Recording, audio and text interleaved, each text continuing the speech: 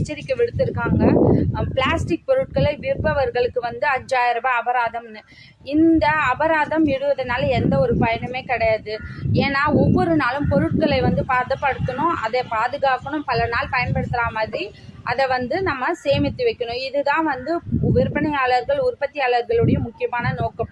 ஏனெனில் மக்களுக்கு அன்றாட தேவைகளுக்கு அந்த பொருட்கள் பயன்படுகிறது. மக்களுடைய நலனை அதிகமாக கருத்தில் கொள்ளும் அரசு, இல்லைன்னா பெரும் முதலாளிகள், இவங்களால மட்டும்தான் இதுக்கு பிளாஸ்டிக்கு மாற்றாக ஒரு பொருளை கொண்டு வர முடியும். ஏனெனில் மாற்று பொருள் இல்லைன்னா அந்த பிளாஸ்டிக்கை தடுத்து நிறுத்தது ரொம்ப கடினம்.